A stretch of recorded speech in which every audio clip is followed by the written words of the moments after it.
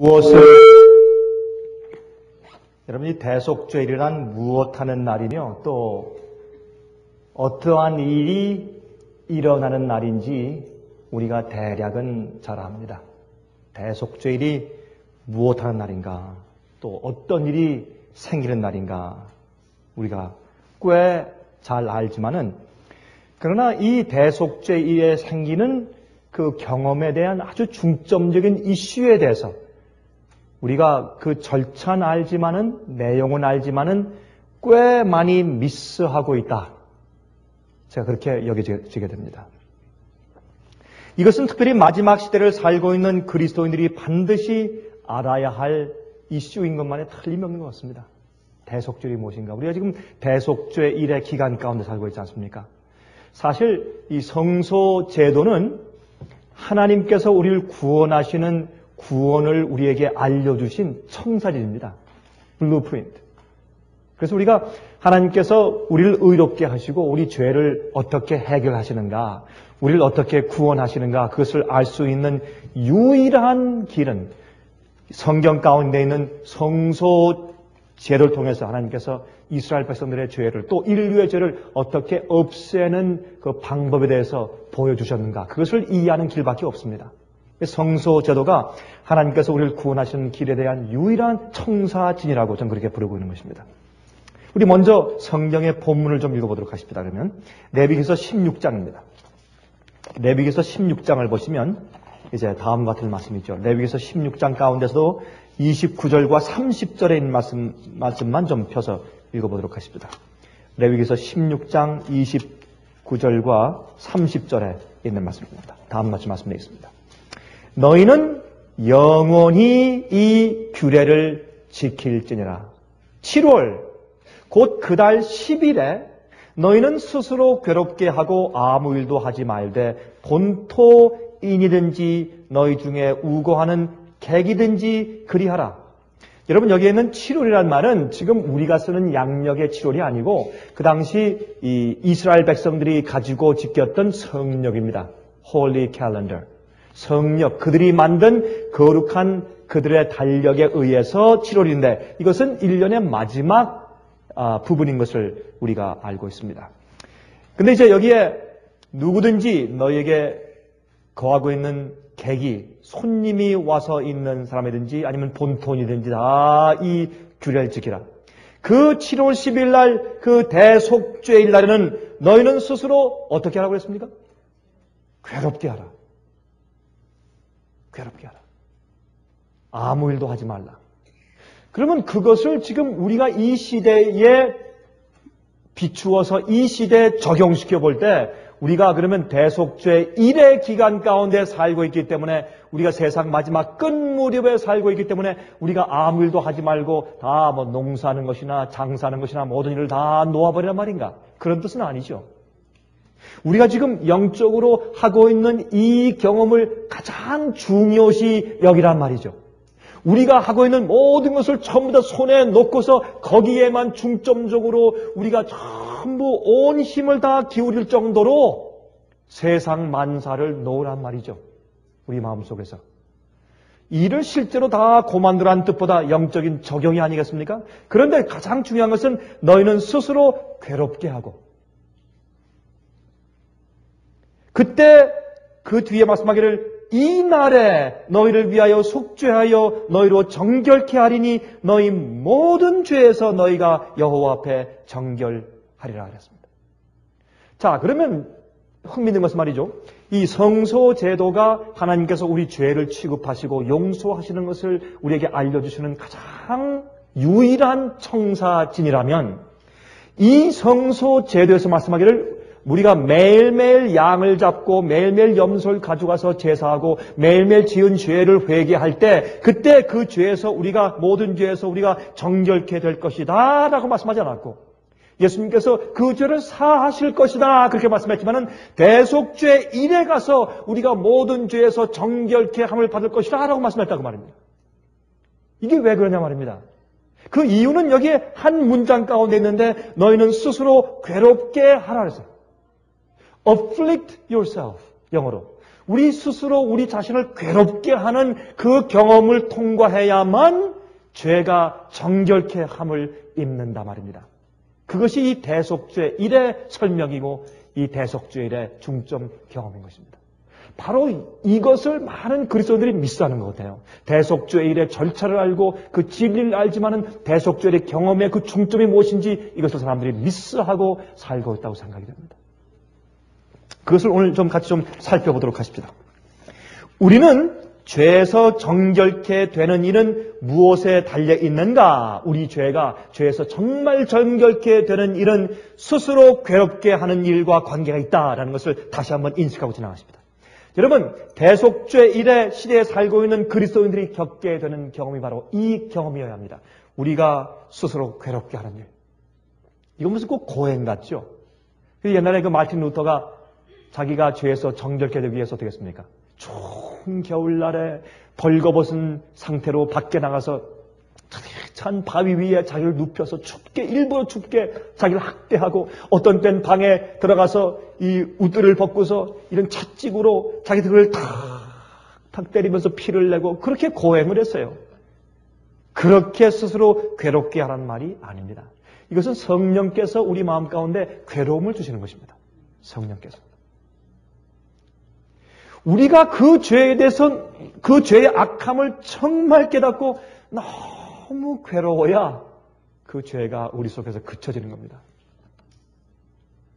우리 솔직히 하십시다. 우리가 왜 죄를 계속해서 반복하는가? 다른데 절대 이유가 없습니다. 그 죄를 정말 죄로 무섭게 보지 않기 때문에 죄를 반복하는 것입니다.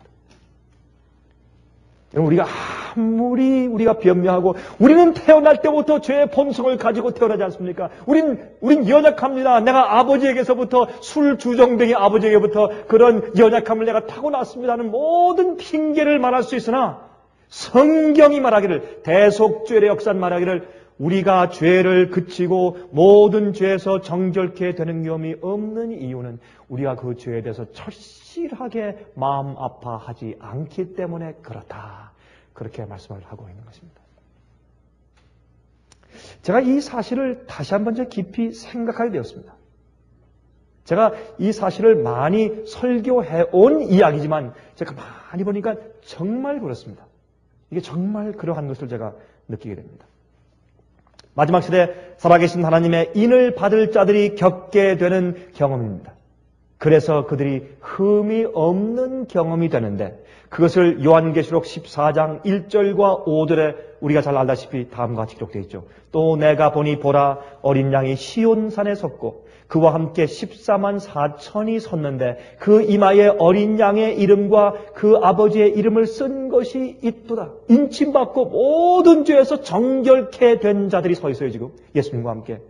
그런데 그들을 이렇게 성경이 설명합니다. 그 입에 거짓말이 없고 흠이 없는 자들이더라. 이게 무슨 말이냐면 그들이 죄에 대한 그 느낌이 죄에 대한 그들의 그 경험이 너무 가슴 아팠기 때문에 이 죄에 대해서 너무 자기들이 어쩔 수 없도록 정말 마음이 괴로울 정도로 기가 막히게 죄에 대해서 시달림을 받고 미워하는 경험이 생겼기 때문에 죄가 그쳐버리면 그 생활 가운데 완전히 죄가 끌어 나가버린 거예요. 더 이상 그 일을 반복하기 싫어요. 너무나 지긋지긋해서. 그만큼 죄에 대해서 싫어하는 마음을 가지기 때문에 그것을 스스로 괴롭게 하라. 그런데 이거는 우리가 스스로 만들어내는 경험이 아닙니다. 여러분 기도 주일날 모여가지고 부흥회에 모여가지고 우리가 막 기도하고 가슴을 치고 눈물을 흘리고 옆에서는 눈물을 흘리는데 내 눈에서 눈물이 안 나니까 침을 묻혀서 우는 척 한다고 할지라도 안 되지 않습니까? 그게 억지로 되는 게 아니에요. 회개는 억지로 되는 것도 아니고 우리 마음 가운데 죄에 대한 간절한 느낌과 의식은 스스로 내가 애써서 생기는 것이 아니거든요. 이건 특별한 성령의 역사인 것을 우리가 압니다. 여러분이 14만 4천들은 원래부터 흠이 없었다는 것이 아니라 그들이 특별한 경험, 즉 대속죄 일의 경험을 통과하게 되므로 흠이 없어지는 것입니다.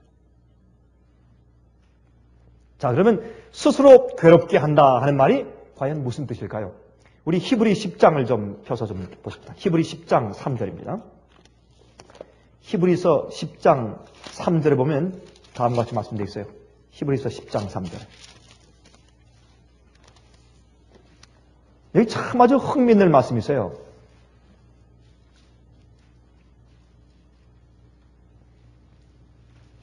여기 있는 말씀 보면 1절부터 읽어봐야 되겠습니다. 1절부터 3절까지. 율법은 장차 오는 좋은 일의 그림자요 참 형상이 아니므로, 그렇죠? 이 율법이라는 이 율법은 특별히 모세 율법을 지칭한 것입니다. 그래서 이 속에 무엇이 있느냐 하면 이 성소 제도가 여기 포함되어 있는 것입니다. 그래서 다른 말로 바꾸면 성소 제도는 장차 오는 좋은 일의 그림자요 참 형상이 아니므로 예수께서 이 땅에 오셔서 우리를 위해 십자가에 돌아가시고 하신 모든 일들을 상징하는 것이므로 해마다 늘 드리는 바와 같은 제사로는 나오는 자들을 언제든지 온전케 할 수 없느니라. 여러분, 제사를 드릴 때 매일 드리는 제사가 있고 해마다 드리는 제사가 있죠. 그렇죠? daily sacrifice가 있고 yearly sacrifice가 있습니다. 그럼 무슨 차이가 있습니까? 매일 드리는 제사는 뭡니까? 매일 드리는 제사는 자기가 범죄했을 때 그 양을 가지고 와서 죄의 제사를 드린다든지 아니면 또요. 아니면 화목제, 아니면 이 번제, 그렇죠? 속건제, 그런 것 드리는 거 말입니다. 그런 것들 말고 그건 매일 드리는 제사고, 그거 말고 매 해마다 드리는, 매 년마다 드리는 제사는 대속죄일 날 드리는 대속죄일 제사가 아니겠습니까? 그러므로 이런 것들로는 온전케 할 수가 없어요. 왜요? 그렇지 아니하면 섬기는 자들이 단번에 정결케 되어 다시 죄를 깨닫는 일이 없으리니 어찌 드리는 일을 그치지 아니하였으리요. 왜요? 그 당시에는 의식적인 대속죄의 제사를 갖다 매년마다 계속 반복해서 대속죄일 날 제사를 드렸다고 할지라도 그들이 정결케 되는 경험이 없었다고 말입니다. 그런데 3절에 좋은 말씀이에요. 3절에 보세요. 그러나 이 제사들은 무슨 제사입니까? 매일 드리는 제사예요? 매 해마다 드리는 제사예요? 여기에 이 제사들은 그랬는데 3절에 매년마다 드리는, 대속죄일 날 드리는, 매년마다 드리는 이 제사들은 해마다 죄를 어떻게 하는 것이 있어요? 생각나게 하는 것이 있어요. 이것이 키포인트예요. 대속죄일의 제사는 어떤 의미가 있느냐면 우리가 과거에 1년 동안 지어온 모든 죄를 다시 깊이 생각나게 하는 특별한 경험이 있어요. 기억하게 만들어요. 이것이 대속죄일이에요. 대속죄일은 뭐냐 하면 영어로 이렇게 표현했어요. 그 말씀은 3절을 But in those sacrifices there is a remembrance again made of sins every year. 매 해마다 드리는 그 제사들 가운데는 그들이 그 매 해마다 그 죄들에 대해서 다시 기억하는 일들이 있고 그러세요. 죄를 다시 기억해요. 내가 매일마다 죄를 회개한 그런 일들이 있었는데 대속죄일은 정말 그가 정말로 회개했는지를 다시 주님께서 확인하시는데 그때는 그 지은 죄들을 내가 정말로 슬퍼했느냐 말입니다. 그 죄를 정말 슬퍼했으면 정말 그 죄가 지긋지긋하게 싫고 그 죄가 나를 죽이는 것이고 그 죄는 남을 죽이는 것이고 그 죄는 내 가정을 죽이는 것이고 그 죄는 내 주위에 있는 사람의 영혼들을 파괴시키는 죄다라는 사실을 내 가슴속에 깊이 너무너무 괴롭게 느꼈다면 그 죄를 다시 우리가 반복할 수가 없습니다. 그건 절대로 없습니다. 안 됩니다. 그래서 대속죄일 날 죄가 완전히 정결케 된단 말입니다. 그리고 대속죄일 날은 내가 정말 지금까지 지어왔는데 계속 회개하고 고백해온 그 죄를 정말 다시 한번 내가 스스로 괴롭게 하는 일이 생겨요. 성령께서 내 마음 가운데 강력히 역사해서 정말 내 죄가 정말 싫다. 그 죄가 그렇게 악한 거구나. 정말 그렇구나. 그것 때문에 내 마음속에 정말 이제는 다시 그런 경험 속으로 들어가는 것이 대속죄일 경험이에요. 그러면 대속죄일은 형식이 아니에요. 대속죄일은 우리가 하늘에서 조사 심판이 진행되고 대속죄의 역사가 진행되고 있는데 대속죄의 역사는 지금 이 땅에는 우리가 우리의 마음속에서 conscious 이벤트예요. 영어로 말하면. 제가 미국 사람들한테 설명할 때 그렇게 설명했기 때문에 제가 그 영어로 말씀드린 거예요. conscious event. 우리 마음속의 생각 속에서 내 속에서 실제로 지금 이루어지는 사건들이에요. 하늘에선 책을 펴서 조사하고 심판하지만 우리는 우리의 양심과 내 마음속에서 그 죄악들이 지나가면서 그 죄 때문에 내 자신이 너무나 미워지는 것이에요. 그 죄 자체가 너무나 악하게 내 속에 드러나는 것이에요. 그래서 더 이상 그렇게 하고 싶지 않아요. 그게 대속죄의 정결사업이에요. 실제로. 여러분 제 얘기가 실감이 나십니까? 정말입니까? 아니면 아직까지 좀 여러분 그 생각이 좀 멍하십니까? 글쎄 이렇게 생각되십니까? 이건 정말입니다. 대속죄는 옛날에 이스라엘 백성들이 1년에 한 번씩만 한 게 아니라 마지막 시대의 백성들에게 대속죄를 통과하는 백성들에게 마음속에서 생기는 일들입니다. 이것은 신신학을 가리키는 사람들은 도무지 이해할 수 없는 것이요. 왜? 예수님의 십자가 앞에서 이미 구원받아 버렸는데 무슨 그것이 필요하냐 그래요? 아닙니다. 성경은 우리의 마음속에서 죄의 정결 사업이 마지막에 있어야 될 것을 말하고 있습니다. 그래서 이런 일들은 황소와 염소의 피가 능히 죄를 없애야 하지 못한다 그랬습니다. 다시 말해서 죄인들이 죄로부터 구속함을 받고 그 죄의 책임을 아사셀 염소 즉 마귀에게 결국엔 전가시키기 전에 이 죄는 결국엔 너의 책임이었다고 모든 의인들의 죄가 용서받은 다음에 그 죄가 아사셀 염소인 마귀에게 전가되기 직전에 그들이 1년 동안 회개하여 온 그 죄들을 다시 생각나게 하는 일이 먼저 있어야 한다는 것입니다. 그것이 바로 대속죄입니다. 그 영혼들이, 그 의인들은 그 죄를 정말 느끼고 미워하고 버렸기 때문에 그 죄의 책임이 마귀한테 전가가 되는 것입니다. 여러분, 이 일은 매우 고통스러운 일입니다. 그래서 스스로 어떻게 하라고요? 스스로 괴롭게 하라. 그건 고통스러운 일입니다. 절대로 쉬운 일이 아닙니다. 이것은 고통스러운 일입니다. 마음 아픈 일입니다. 자기 자신의 부족을 인정하는 일입니다. 내가 많이 변명했다. 내가 그 사람한테 변명하고 어떤 데는 예수님께도 변명하고 내가 내 스스로 합리화시켰지만 내가 정말 그렇구나. 그거 인정하는 거 쉽지 않지 않습니까? 참 어려운 일입니다. 그건. 자기가 완전히 밑바닥으로 내려앉는 일이고 그 반석 위에 깨어지는 일이기 때문에 괴로운 일입니다. 고통스러운 일입니다. 그래서 성경은 스스로 괴롭게 하라. 그렇게 말을 했어요. 이 일은 성령께서 우리 마음속에, 우리의 머릿속에 잠재해 있는 죄의 습관과 그 성들이 얼마나 악한가 하는 것을 진정으로 깨닫게 해 주실 때 생기는 일이기 때문에 성령의 역사인 것입니다. 우리 마음속에.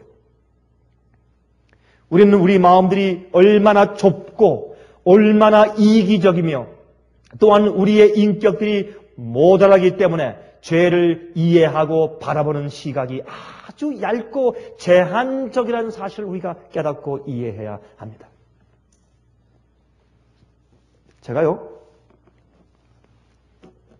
믿지 않는 사람과 대화를 해본 적이 있는데 그때 제가 이런 기억이 납니다. 그 사람이 저한테 말하기를 어떤 사람에 대해서 욕을 하면서 이렇게 말을 해요. 저는 말이죠. 그 사람을 위해서 하는 얘기라고요. 그렇게 말을 해요. 그러면서 그 얘기를 한 사람에 대해서 저 욕을 하는 얘기를 저한테 하더라고요. 근데 우리 그리스도인들은요, 한 단계가 높아요. 한 수가 높다고. 우린 그보다 좀 높아요. 높아가지고 어떻게 하냐면 제가 이런 얘기 하는 것은요, 우리가 그 형제를 위해서 기도해 주기 위해서 우리 서로 기도해 줍시다. 그러면서 할 얘기는 다 해. 그렇죠, 우리는 수가 한 단계가 높아요. 그래도 그것뿐만이 아니에요. 정말 내가 그 영혼을 정말 아끼기 때문에 우리 예수님의 피로 산 같은 형제가 아닙니까? 우리는 훨씬 더 한 단계가 높거든요.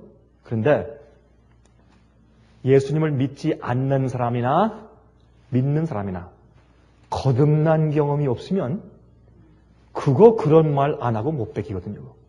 좀이 쑤셔가지고 그런 말 안 하면 세상에 재미가 없어요. 같이 모여서 대화할 때 그런 얘기를 안 하면 재미가 없어. 그런 얘기를 해야 속이 시원하고. 왜요? 거듭나지 않았기 때문에. 그 죄가 내 영혼을 죽이고 다른 영혼을 죽이고 그 주위의 분위기를 영적으로 어떻게 파괴하는지를 몰라서 그래요.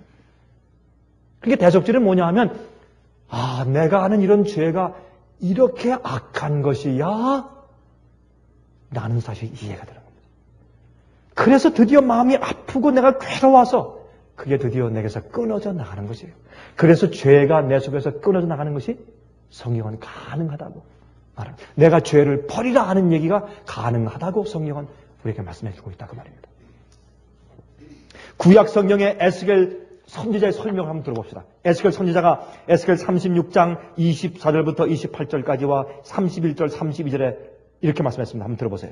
내가 너희를 열국 중에서 취하여 내고 열국 중에서 모아 데리고 고토에 들어가서 맑은 물로 너에게 뿌려서 너희로 정결케 하되 곧 너희 모든 더러운 곳에서와 모든 우상을 섬김에서 너희를 정결케 할 것이며 또 새 영을 너희 속에 두고 내 새 마음을 너에게 주되 너희 육신에서 굳은 마음을 제하고 부드러운 마음을 줄 것이며 또 내 신을 너희 속에 두어 너희로 내 율례를 행하게 하리니 너희가 내 규례를 지켜 행할지라 내가 너희 열조에게 준 땅에 너희가 거하여 내 백성이 되고 나는 너희 하나님이 되리라.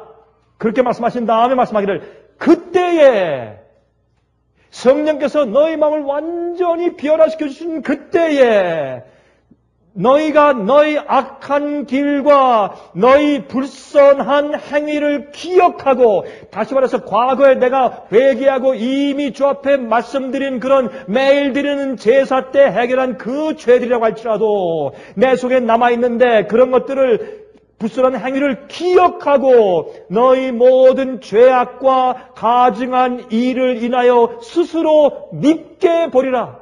어떻게 해요? 스스로 괴롭게 할 것이라. 야, 내가 이렇게 나쁜 사람이구나. 그게 대속죄란 말이에요. 내 자신을 믿게 본다는 말을 영어에 말하기를 You will abhor yourself. 너희 자신들을 어떻게 해요? 예? 지긋지긋하게 정말 나쁘게 abhor은 우리 스스로 혐오한단 말이에요.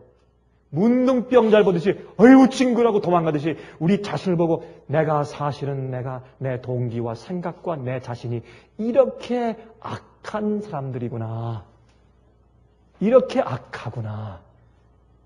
그렇게 생각하면서 뒤로 물리칠 정도로 우리 자신을 미웁게 본다 그 말입니다. 그게 뭡니까? 대속죄의 경험입니다. 내 자신을 밉게 볼 것이라. 그러면 우리 속에서 어떻게 해요? 죄가 끊어져 나가게 되어 있어요. 그 다음에 말씀하기를 나 주 여호와가 말하노라 내가 이렇게 행함은 너희를 위함이 아닌 줄을 너희가 알리라. 이스라엘 족속아 너희 행위를 인하여 부끄러워하고 한탄할지어다 그랬어요. 이것이 대속죄예요. 우리 자신을 미웁게 보는 야 내가 이렇게 악한 사람이구나. 그게 대속죄예요. 죄를 증오하게 되고 우리 자신을 스스로 믿게 보는 일, 그러할 때 우리가 죄로부터 정결하게 된다. 그렇게 성경은 설명하고 있어요. 실물교훈 예수님의 이런 모든 비유에 대해서 설명한 영감적인 책인 실물교훈 160페이지에 다음과 같이 말씀되어 있어요. 사도나 선지자들 중에서 죄가 없다고 주장한 사람은 하나도 없었다. 하나님과 가장 가까이 지냈던 사람들과 알면서 죄를 짓기보다는 차라리 저들의 생명을 기꺼이 희생하고자 했던 사람들과 하늘의 빛과 권능을 받아 명예롭게 되었던 사람들은 자기들의 본성이 악하다는 것을 고백하였다. 그 사람은 자기가 악하다는 것을 인정하고 고백했다 그랬어요. 그들은 육신을 의지하지 않았고 저희 자신의 의를 주장하지도 않았다. 그러나 그들은 그리스도의 의를 온전히 의지하였다. 이같이 하여 그리스도를 쳐다보는 모든 사람들도 그렇게 될 것이다. 그리스도인의 경험 가운데서 전진하는 매 발걸음마다 우리의 회개는 더욱 깊어지게 될 것이다 그랬어요. 그때에 너희가 너희 악한 길과 너희 불선한 행위를 기억하고 너희 모든 죄악과 가증한 일을 인하여 스스로 믿게 보리라고 하신 말씀은 주님께 용서함을 받은 사람들, 곧 주께서 당신의 백성으로 인정하신 자들에게 하신 말씀이다. 인침받은 자들은 이렇게 느낀다 그 말이에요. 자기 자신을 혐오하고 밉게 보는 경험을 하게 돼요. 인침받은 자들은. 여기 말씀하기를 주님께서 당신의 백성으로 인정하신 자들에게 하신 말씀입니다. 정말 용서받은 자들은 그런 느낌을 느끼게 된다 그 말입니다. 그분은 다시 이렇게 말씀하신다. 들어보세요. 그대 뜻이 그리스도의 뜻에 복종되지 못하지나 않을까 염려하고 그대의 선천적 후천적 성벽이 그대의 생애를 지배하지나 않을까 두려워하라. 너희 안에서 행하시는 이는 하나님이시니 자기의 기쁘신 뜻을 위하여 너희로 소원을 주고 행하게 하신다. 자아가 그대의 영혼과 크신 일꾼이 되시는 주님 사이를 가로막아 장애가 되지나 않을까 두려워하라. 그대의 고집이 하나님께서 그대를 통하여 이루시고자 하는 고상한 목적을 좌절시키지나 않을까 두려워하라. 자신의 힘을 의지할까 두려워하고 그대의 손이 그리스도의 손을 놓고 그분 없이 인생길을 걸어가려고 하지 않을까 두려워하라. 참 좋은 말씀이죠. 과거의 죄에 대한 깊은 이해가 생길 때 진정한 고뇌가 마음 가운데 생기므로 스스로 괴롭게 하는 날이 대속죄이다. 그 말입니다. 이게 성령께서 하시는 날이에요.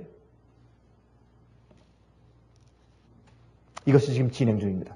제가 이런 예화를 제가 몇 번 말씀드린 적이 있지만은 한 아버지가 한 번은 아침 식사도 하지 못하고 지금 직장에 늦었기 때문에 헐레벌떡하면서 그냥 막 뛰어나가서 뒤로 보지도 않고 그냥 차를 갖다 빨리 후진을 하는데 이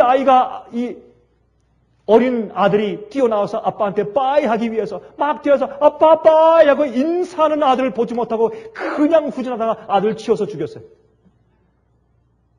오하이오에서 그 장례식을 지켜보던 한 목사님이 자기는 일평생 동안 장례식을 제가 겪어봤지만 이렇게 슬피 우는 장례식을 본 적이 없다고 고백했어요. 책에서. 얼마나 그 아버지가 마음이 아팠을까요? 두고두고 자신을 용서할 수 없었을지 않겠습니까?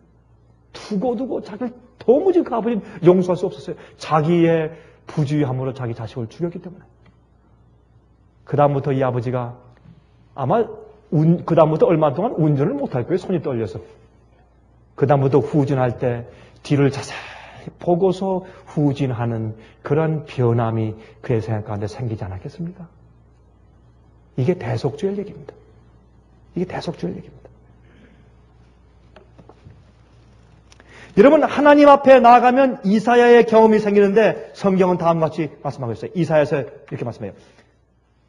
이사야 6장 1절부터 7절까지 이렇게 말씀되어 있어요. 우시야의 왕에 죽던 해에 내가 본즉 주께서 높이 들린 보좌에 앉으셨는데 그 옷자락은 성전에 가득하였고 스랍들은 모셔 섰는데 각기 6 날개가 있어 그 둘도는 그 얼굴을 가리었고 그 둘도는 그 발을 가리었고 그 둘도는 날며 서로 창화하여 가로되 거룩하다 거룩하다 거룩하다 만군의 여호와여 그 영광이 온 땅에 충만하도다.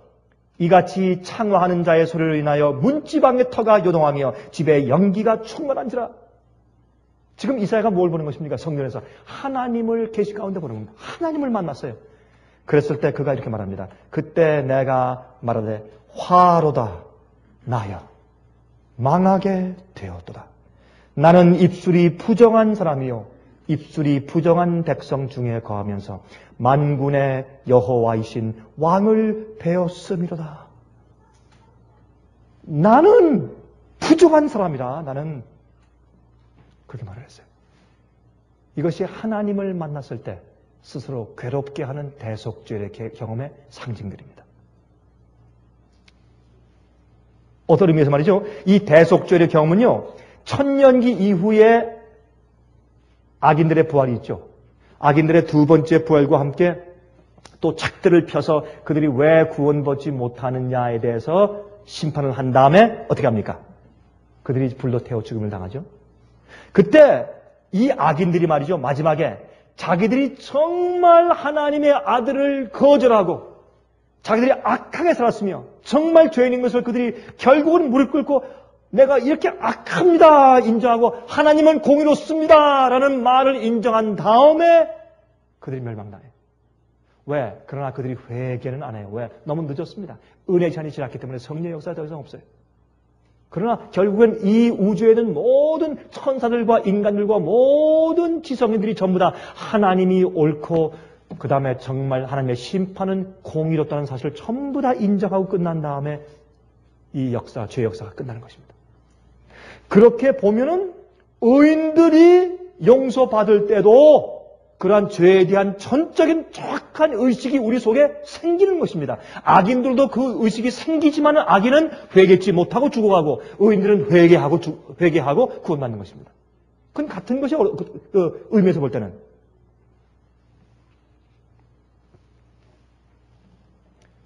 그래서 조사심판은 하늘에서는 책을 펴는 일이지만 이 땅 위에 있는 사람들에게는 conscious 이벤트예요. 마음속의 지각 속에서 지금 우리 속에서 벌어지고 있는 일들인 것입니다.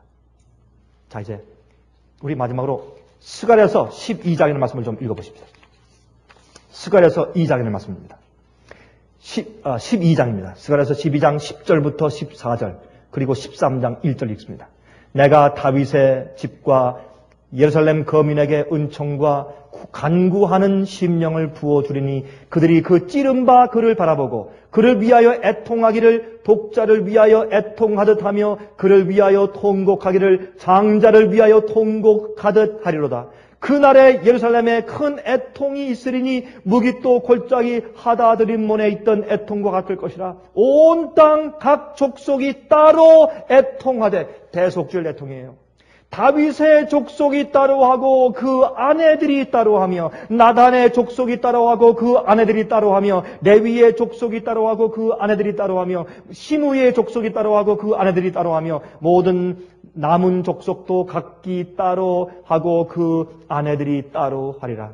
13장 1절에 말씀하기를 그날에 그렇게 죄에 대해서 애통하는 그날에 죄와 더러움을 씻는 셈이 다윗과 다윗의 족속과 예루살렘 거민을 위하여 열릴 것이라. 이게 죄에 대한 정결입니다.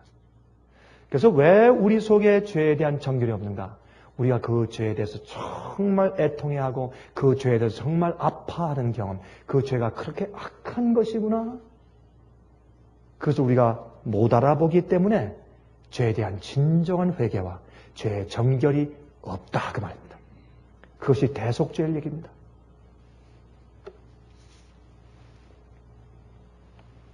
여러분, 하나님께서는 당신의 백성들의 영혼 속에 하나님의 은혜로 완전한 회복이 생기는 것이 나무가 완전한 열매를 맺는 것과 같이 그렇게 성경에 말씀하신 것입니다. 여러분, 우리는 말이죠. 우리의 구원은 죄의 상처와 죄로 완전히 파괴된 영혼이 하나님의 형상으로 완전히 회복되는 것이 구원이기 때문에 우리가 죄가 우리 속에서 나가야 돼요. 죄에 대해서 정말 슬퍼하고 죄의 악함을 인정하고 죄를 무서워해야 죄가 나가요. 그래야 그 죄를 다시 짓기가 떨려요. 지긋지긋하고. 그렇죠? 술 적당히 마셔서 우리 한국말로 헬렐레 해가지고 뭐 술 마시면 기분 좋다 이런 사람들 절대 술 못 끊어요. 술 마시다가 실수해서 지긋지긋한 사람이 하루아침에 난 다시는 이런 못된 거 내가 안 마신다고 하루아침에 예수님 없이도 그들이 술을 끊어요. 술을 끊어요. 제가 한 번은 비행기를 타고 이제 오는데 중국에서 한국으로 돌아오는데 중국에 관광을 갔던 한 한국 사람이 말이죠. 바로 제 옆에 앉았어요. 이게 보니까 그 사람의 얼굴을 보니까 술독이에요, 술독. 술독에 들어가서 앉아있는 사람이에요. 여러분 술 많이 마신 사람 얼굴 보면 알잖아요. 울퉁불퉁하고 뭐 좀 뭔가 좀 이상하다고. 이 정상이 아니라고. 그 사람이 저한테 보니까 이건 마약 걸린 사람하고 똑같아요. 저한테 제 옆에 앉아가지고 형씨 저한테 형씨 그러면서 저한테 얘기를 하는데 손이 떨려요. 지금 잊어봐요. 담배가 푸고 자빠가지고 이 경상도 사람인데 담배가 피우고 싶어가지고 내가 지금 저기 화장실에 들어가서 좀 몰래 담배 피우고 싶은데 여러분 큰일 나지 않습니까? 비행기 그렇게 하면 요새는 담배가 피우고 싶은데 한 번은 자기가 이렇게 하다가 걸려서 혼났대. 망신 톡톡히 당해가지고 그렇게 할 수는 없고. 나 지금 담배가 피우고 싶어서 죽겠대. 이 비행에 타는데 거기서 한 1시간 반 타고 지금 한국에 오는데 그거 1시간 반을 못 쳐가지고 막 어쩔 줄을 몰라요, 정말. 얼굴 보니까. 그리고 자기가 술 먹는 얘기를 하는데 이건 술을 먹는 것이 아니라 술독 속에 들어가 살고 있는 사람이에요. 그런 사람들 제가 그런 사람 가운데서 하루아침에 술 끊는 사람 제가 보았어요.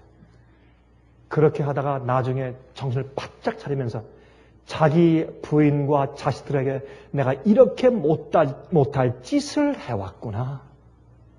그걸 느끼면서 눈물로 땅을 치면서 내가 다시는 안 먹는다라고 깨어나서 알먹는 사람을 우리가 보았단 말이에요.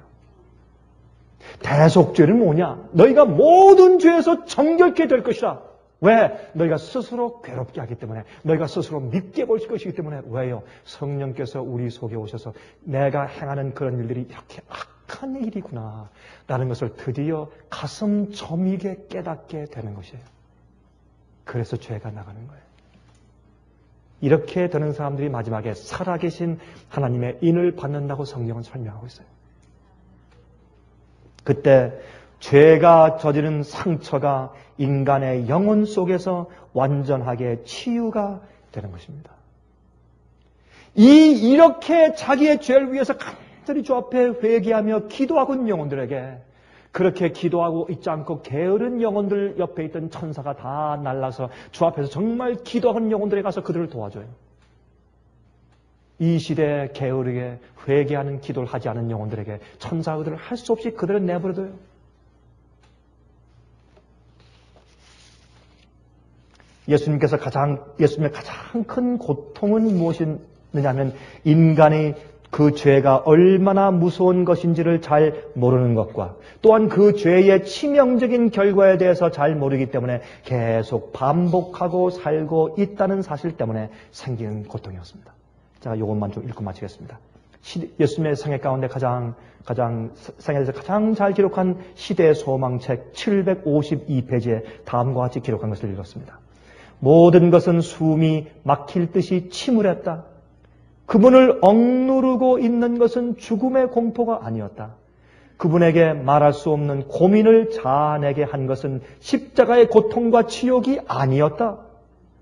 그리스도께서는 고통당하는 자 중에 제1인자이셨으나 그분의 고통은 죄의 유해성을 느끼는 데서 오는 고통, 인간이 죄에 익숙해 있기 때문에 죄의 흉악성을 알지 못한다는 것을 아시는 데서 오는 고통이었다. 죄가 인간의 마음속에 너무나 깊이 자리 잡고 있다는 것과 죄의 권세를 깨뜨리고 나오려는 사람은 너무도 적다는 것을 그리스도께서 아셨다. 그분은 하나님의 도움이 없이는 인간이 멸망할 수밖에 없다는 것을 아셨고 수많은 사람들이 도움을 받을 수 있는 위치에 있으면서도 죽어가고 있는 것을 보셨다. 그래서 예수님께서 너무 가슴이 아파서 죄의 무서움을 알지 못하고 있기 때문에 계속 죄 가운데 사는 그 영혼들을 보고 너무 가슴이 아파서 예수님의 심장이 터졌다 그랬습니다. 우리가 그 예수님의 마음을 우리가 조금이라도 받아서 이해한다면 우리가 진실로 죄에서 정결함을 받을 수 있을 것입니다. 우리는 특별한 말씀을 아는 백성들입니다. 여러분, 제가 한번 어떤 사람 만나니까 그런 얘기를 하더라고요. 제 설교를 이렇게 쭉 들으면서 그분이 처음에는 이렇게 얘기를 해요. 솔직히 저한테 얘기를 하더라고요. 처음엔 제가 목사님 설교 들어보니까 도무지 머리에 들어오지 않고 이해가 안 되더래요. 왜? 보통 일반적으로 교회에서 듣는 설교하고 너무 판이하기 때문에 설교하는 그 포인트가 너무 판이하고 말씀하는 내용이 너무 판이하기 때문에 야 이게 뭔가 도무지 머리에 안 들어오고 이해가 안 되더래요. 근데 보니까 야 저기 성경적인 것 같다 해서 듣고 또 듣고 들으면서 드디어 저게 성경의 진리구나. 그 다음부터 마음이 열리고 본물이 터지는데 그 다음부터 얼마나 눈물이 나면서 내가 성경 말씀을 엉뚱하게 이해하고 있었구나. 내가 초점을 내가 전혀 다르게 알고 있었구나. 복음 자체도 내가 잘못 이해했구나. 그것이 마음 가운데 들어오면서 이제는 말씀을 읽으면 성경이 제대로 보인대요. 문맥적으로. 온 세상이, 이 세상의 모든 기독교의 많은 사람들이 대속죄이 무엇인지 모르고 살고 있어요. 그때 주님께서 대속죄 일의 정결의 경험을 하늘에서 조사 심판만 말고 정말 이 땅에 살면서 자기의 컨셔스, 의식 가운데서 정말 죄의 정결의 경험을 해나가고 있는 마지막 백성들이 지금 있습니다. 그 경험이 여러분과 저의 경험이 되기를 간절히 제가 기도합니다.